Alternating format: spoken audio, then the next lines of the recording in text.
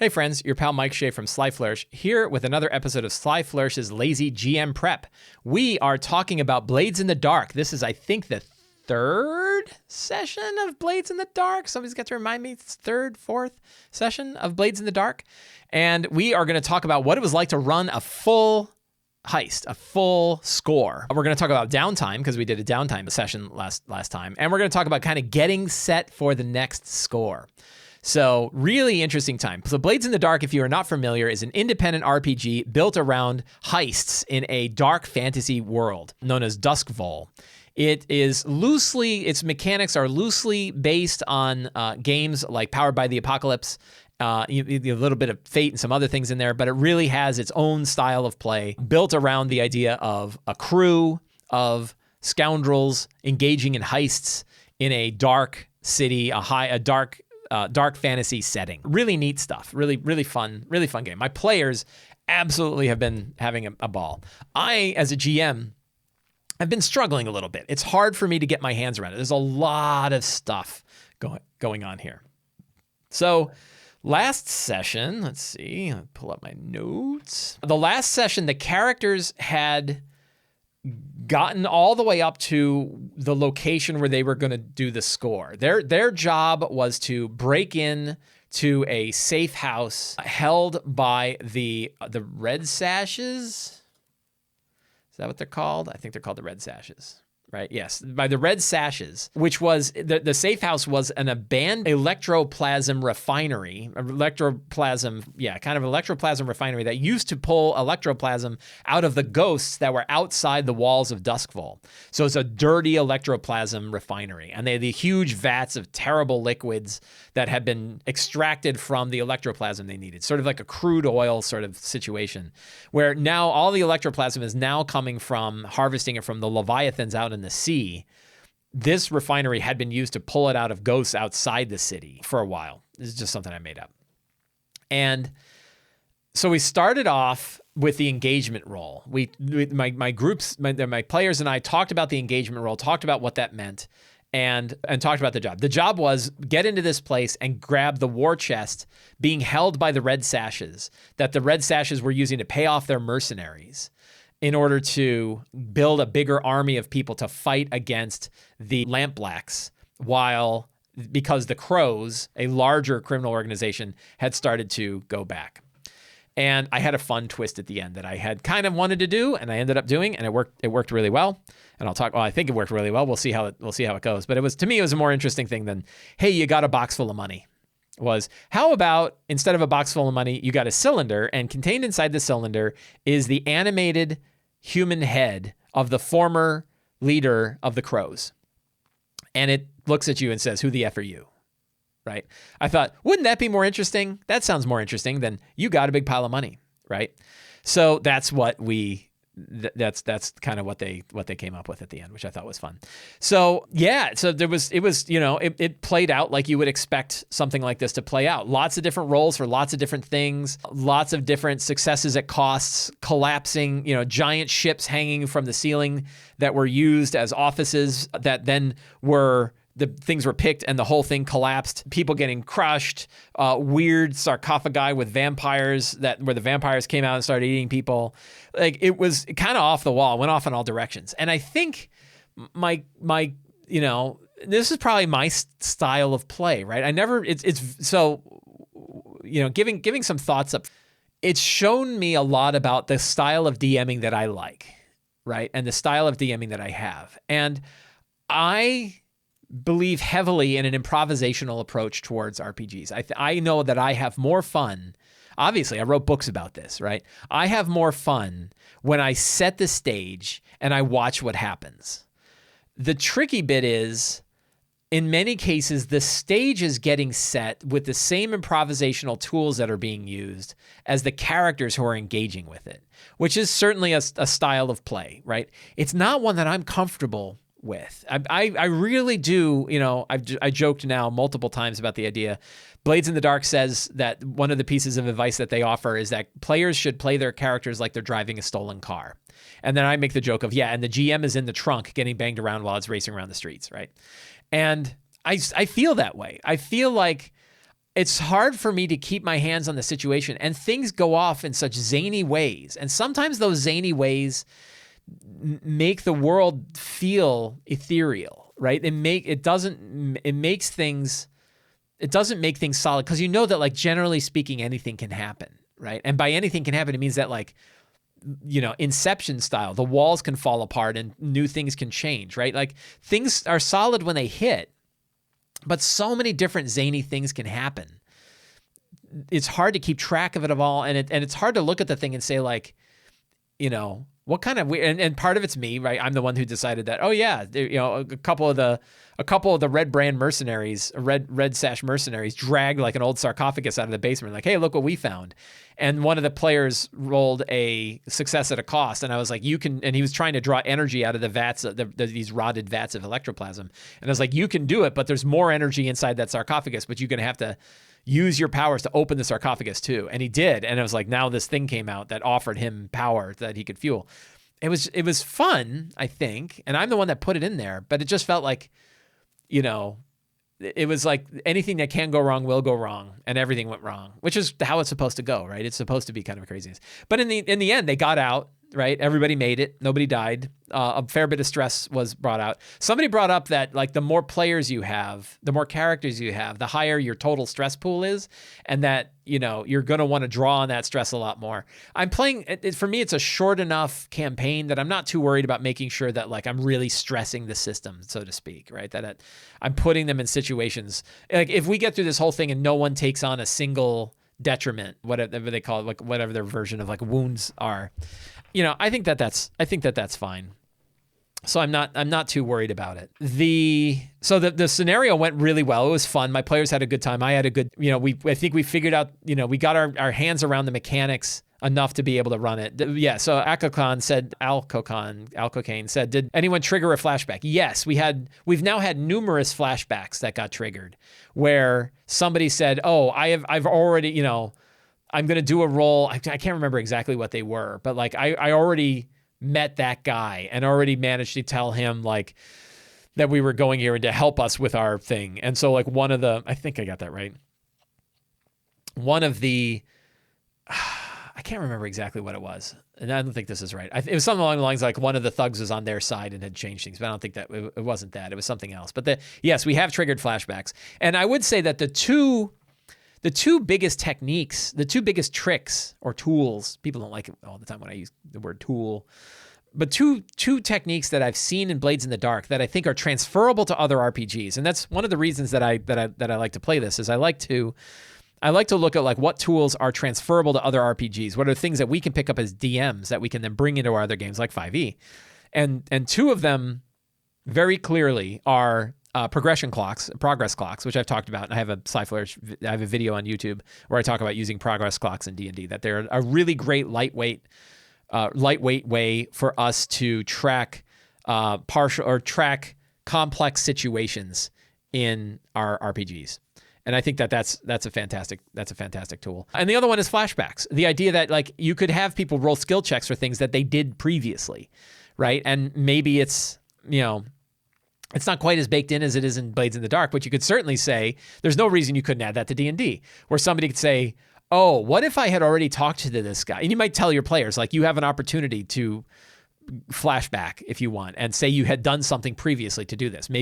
What if I broke into this place before and I put something there? It's a little like Bill and Ted's Excellent Adventure, where he's like, don't forget about the sandbag. Don't forget about the sandbag. And the big sandbag falls on the guy, right? And he's like, yay. It's a little like that. But I think it's a fun technique that I think you can incorporate. And a big one is like, you can, if you don't like to have shopping episodes in your D&D game where they go around shop to shop buying stuff, and you want to say you resupply, right? You could say like, you can resupply, and if there's a good reasonable reason that you would have brought an item, you can assume you have it if you find out you needed it later. And that's kind of how inventory works in Blades in the Dark. One of the things about inventory is that like you decide on a thing called loadout, and you decide how big your loadout is, but you don't have to pick what it was. And you don't have to pick out what it was until you're playing, and then you get to decide, yes, I brought this, and I brought this, and I brought this, and brought this. That's sort of like flashbacks built into inventory. And you can use that, you can use that in any RPG pretty much, but certainly you can use it in D&D. So let's actually get prepped. right? So I'm going to create a new session planning template. So one question is like, how well does the lazy DM style fit with Blades in the Dark? The style fits. Do the steps fit? Not so much. But that's, the whole point was that it's a flexible system, so you can change it for however you need it. I think there are parts of it that really fit well, and that I'm happy I do. Just call it Sunday Blades. It was very nice. John Harper left a comment on my YouTube video for last time and offered some thoughts and suggestions and said, like, hey, the things that you're doing, you can absolutely do that. You can absolutely use maps. You can absolutely prep the kind of stuff that you're prepping. That's not out of the realm of his design philosophy for the game. So it was very cool. And John, if you happen to watching, thank you very much for, hey, somebody said, did the mic bang into the mic? I just banged into the mic because I brought it too close. So John, thank you very much for bothering to watch my little videos here. And thank you for making this game. My players and I are having a really good time. I'm really enjoying playing it. So thank you. So strong start, I think, this is that sort of flashback idea.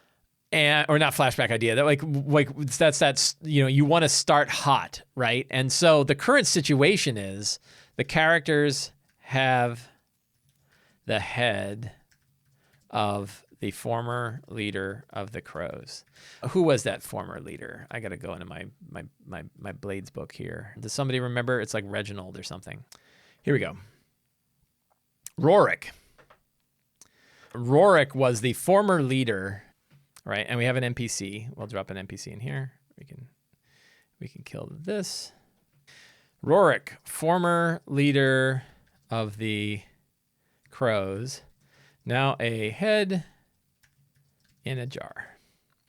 I like the idea that Rorik is going to be the new driver of their heist. So to give an idea of like how we're going to run this, we're probably going to run one more heist, one more score, and then one more set of downtimes. And then probably at that point, call our mini campaign of Blades in the Dark to a close. I have players who are like, don't we want to keep going with this? And then they're like, oh, we want to try other stuff too. So, I think we're going to do one more score, one more set of downtime, then kind of tie things up and call and call that, and then probably switch over to Numenera. And then I'm going to be running Numenera. I'm probably going to run Slaves of the Machine God. That is the campaign book for Numenera that I think I'm going to run. We're gonna see. So let's see. I want to find a way to, I like that start. One of the principles of Blades, which fits very well with the style of prep that we do for Return of the Lazy Dungeon Master, is starting in media res, right? You jump to the fun part. So I don't think I want to start with. I don't want to start with like Rorik talking to them and offering them something. I want to start with, I want to start the action with a bang. And I suppose I could start with like, what if the Bluecoats have surrounded their place and are saying, come on out, come on out with your brain in a jar. And like the Bluecoats are being manipulated by the Crows. Someone comes knocking is a cool start. Yeah. It could be like maybe it's a little less dramatic, and it's like a Bluecoat is knocking on the door and coming in, and they've got to like hide the fact that they have this brain in a jar. That could be something. I think let's take. I don't know if I wrote it down. I hope I did. Someone flipped. So I had like what they did during their downtime, right? And one thing was that the downtime roll that they had, someone flipped. So what if? So here's a fun one. What if it was Bazos? Bazos flipped. Maybe it's time to fridge Bazos.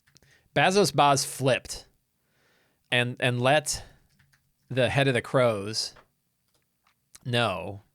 Is this too much though? Because I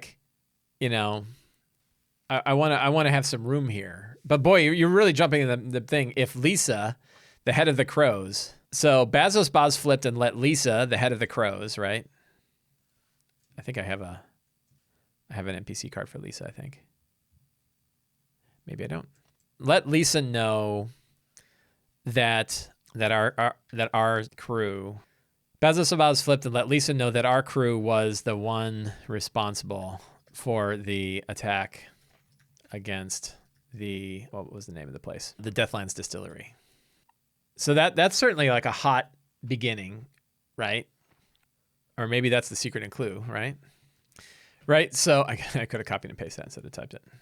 So Bazos Baz let Lisa know that our crew is the one responsible for the attack against the Deathlands Distillery. That is like a secret. And I think the secret's still, so when we talk about like what works, secrets still work. Secrets are still, at least for me and when I'm running Blades, definitely the secrets work well. You still have this like outline of the things that can happen. Fantastical locations, I think, still work. NPCs still work. Monsters does not. You don't really have monsters. So we cut that. Treasure, you don't really have treasure either. You might, like in the response of the score, I have not been using the scratch pad, so I'm just going to delete the scratch pad.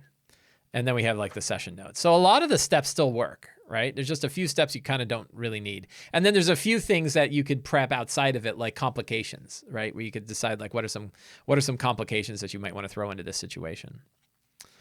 So let's take a look at let's start like we do the other ones. Take a look at the characters and see who we've got. So we have Andrea the Rat Templeton, played by Pat, who is a lurk, an apprentice shadow, likes luxury and mingles. Ally is Salia, an info broker, and Darmot, a blue cloak, is an enemy. I think Darmot is going to be the one leading the groups to the door, at the front door. I think that will work. Arden Storm's Shadow Keel, played by Brian, is a whisper connected to the underworld, drawn to the occult, has a demon named Satira and as an ally, and Flint, a spirit trafficker, as an enemy. We met Flint in the adventure. He showed up on behalf of the Crows. Not the Crows, the Sisters. So that's a faction that now. Chance Fingers Barrow, played by Jerry, is a leech. Background is academic. He collects fingers from people, which is weird. His ally is Jewel, a blood dealer, and his enemy is Eckert, a corpse. Morlin, the Kingmaker Strathmill, played by Jay, is a spider. Likes the bourgeois.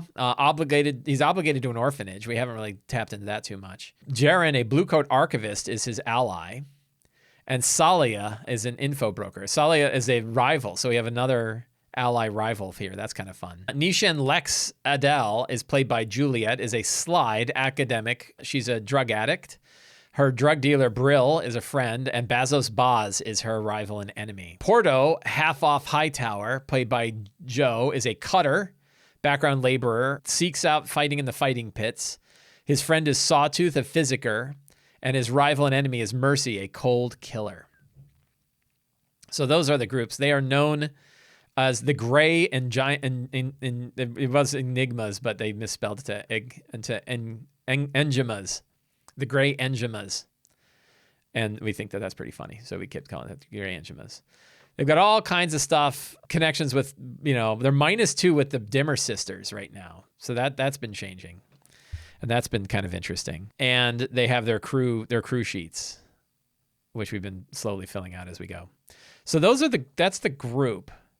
And I think there's some things that I can tap into here, Enigmas. So the characters have the head of the former leader of the Crows, Rorik, in a jar. I think the Bluecoats, led by, we'll pick one of their allies. Like we have a Bluecoat, Darmot, right? Arrives at their headquarters, demanding that they be taken downtown, right? What other? So I think that's like a good strong start, right? We don't not over prepping, but that feels like there's good opportunities. Like, do they have to leave? Do they negotiate? How do they get out of this situation? And I think that can work. So we have the starting scene, right? And then I want to have them like the job offers, right? And I want 3 of them. And then planning the score. And that's, and then maybe engaging in the score. And then downtime. And then Finn, right? So that's kind of our outline for the rest of the, and that's about as specific as you can get. So then a big question is, we're not going to plan out what happens in that scene. And we know that we've got some other players in here. So we know that we've got what are they called? The sisters, right? The Dimmer sisters want The Dimmer sisters want Rorik's head. They think they can use it to control or disassemble the crows. Hey, my mom is here. Sorry, Mom. I saw your post go, but I got caught up in stuff. Hello. So I think that that's something. We have the Dimmer sisters in there. I think that Lisa from the crows is desperate to recover Rorik's head. She wants it too because of everything it knows, right? How come I can't spell desperate? There we go. I think that that's a fun angle. What are some other angles that we have? The blue coats are taking money from multiple sides, right? The red sashes are desperate to recover from the loss of Rorik's head. What if it turns out the red sashes had no... It turns out that the red sashes had no war chest. They were getting money from the crows, from Lisa of the crows, in exchange for holding onto the head of Rorik. Now that they've lost it, Lisa is not happy with the red sashes. So everybody wants Rorik's head because of the secrets it holds. Otherwise, they would just throw it into the drink. But the big thing I need to have an idea for is the jobs, right? So what jobs does Rorik... I want to offer a few and let them kind of choose, right? And this forces me to not do a lot of prep because I'm going to offer 3 different jobs and I don't know which one they're going to choose. How about the Dimmer sisters have a secret electroplasm laboratory? Rorik wants the characters to take him there and get him a new body. I think that that's pretty cool. And guess what? It's not going to be humanoid. Maybe it's a big spider, right? What if he's got a bunch of different types? What if there's a mechanical octopus body and he can go swim in the ocean with the leviathans? So that is a fun job, right? What other things could Rorik do? Rorik wants to take care of Lisa, right? Rorik wants the characters to kill Lisa, right? That's a good job. What else so Rorik would want a body. Rorik would want Lisa dead. What else would Rorik want that the characters might be interested in helping Rorik acquire? You've got a talking head in someone's names. Rorik has to be a way to do a Hamlet reference. His mistress. Does Rorik have a special friend? And their friend is in danger. And the characters need to rescue the friend. Maybe. Hulls are a thing, and no, they don't have to be humanoid. That's cool. What other kinds of jobs do we have? Let's shake up our brain. Is there a list of job types? Let's see if the book's got it. Does the book have a list of kind of the types of jobs? There's a lot of good random tables and good sort of inspirational things. Scores 306. Here we go.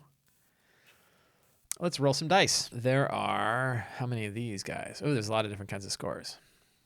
So we already have a client, so we didn't need to worry about the client. Skullduggery, violence, underworld, or unnatural. That's 4 tables. So we'll roll a d4. I'm rolling a d4 on Blades in the Dark. 2, violence. 3, terrorize or extort. What could they do? So, against we have the factions that we've got are the crows. We've got the red sashes, we've got the lamp blacks, and we've got the Dimmer sisters. Is there any terrorizing or extortion?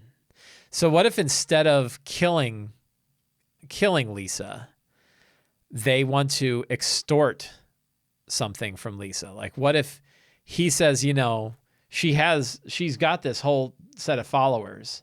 What if instead we get something that she's got? So how could she be extorted, right? What would they have to get? Does Lisa Does Lisa have somebody of her own that they could go grab, like a kidnap? And that if they can, they could control Lisa by kidnapping somebody. That might be kind of interesting. And only could extort for territory as well. Have they acquired any turf? We haven't gotten into the turf. We went through like the downtime stuff, and that ended up being as much as we could take in the time we had, and we haven't really dug into turf. There's a lot going on in this game. Could Lisa have a sister? So we could have like kidnap Lisa's sister, right? So that could work. And one of the secrets could be that Lisa has a sister. We'll give her a name. I think the Blades book has names in here, don't they? There we go. Laurette. And what is interesting, could Laurette be the fiance of a noble and is currently staying at a fancy townhouse in a different district, right? And so they would have to go to the fancy townhouse and they would have to grab up Lisa and then put her on ice somewhere. And by having her, they could control Lisa. That could be fun. Another thing could be the Dimmer sisters are watching the engine. All right, they're scrying. So like you can have the Dimmer sisters sort of drop in anywhere. That kind of works. So those seem like 3 different ones, right? And then so for locations, we can fill out more secrets as we need. But for locations, we want 3 fantastic locations, right? And fantastic location number, what if it's not at a townhouse? What if it's a boat on a fancy yacht? Lots of fun could happen there. So, fantastic location. We'll start with that. Fancy yacht. So let's give this yacht a name, right? Oh, I need a cool name. The Corvath. And we have Laurette's fiance. His name is Milos Dunville. And so what are 3 interesting, fantastic features of this yacht that fit the themes of Duskfall and stuff? It has electroplasm sail, right? A sail of electroplasm that arcs and sends energy. Glass bottom, so they can look at the things swirling underneath. That peers into the void. Glass bottom that peers into the void. That's pretty cool. What is another cool, fantastic feature of this yacht? What else could it have? What would a cool thing that a yacht would have? A Leviathan masthead? Or demonic masthead? A demonic masthead. That's actually has some demon stuff going on. So that's cool. The next location is where Lisa's headquarters. So what would her headquarters be like? Let's take a look at, let's see, they have locations here, right? People, building. Is it a common, uncommon, or rare, right? I like rare, so we're going to go with rare. So let's roll a couple D6. I rolled a 4 and a 5. 4 and a 5. A watch post. It's kind of boring. Let's just kind of read through these. So we have apothecary. Radiant energy garden. That's kind of cool. Kind of already did a power plant. Let's try the common ones and see what we get. 6 and a 2. A tailory. What if it's like so we have bathhouse. What if it's like a spa, right? A spa with a radiant energy garden, right? So we'll give it a name. Let's give this place a cool name. Whoops. The Morriston Spa. And it has a radiant energy garden. It has a local apothecary. I can't spell worth a damn. How the hell do you spell apothecary? Whatever. I don't know why my spell check doesn't work in Notion. E. Okay, but it's E. I was close. Hey, look at that. I guess Apothecary. Apoth. Is that right? God bless it. So close. And what other cool thing does this have? Void baths. right? Water, sort of electroplasm in charged water where you sort of bathe in it, and it also sort of gets you high. And you can see into other worlds called the void baths. That's pretty cool. So that's where Lisa is staying, right? And then we have the electroplasm laboratory. We'll give this thing a name. Names are good. The Veil, right? It's called the Veil. It is an electroplasm laboratory of the Dimmer sisters. And what does it have? Hulking, half machine, half organic bodies. It has a huge electroplasm generator and a vast void pool. I know I'm doing the void pool stuff, but I'm only ever really going to use one of these so I can steal ideas from the other ones if I like it.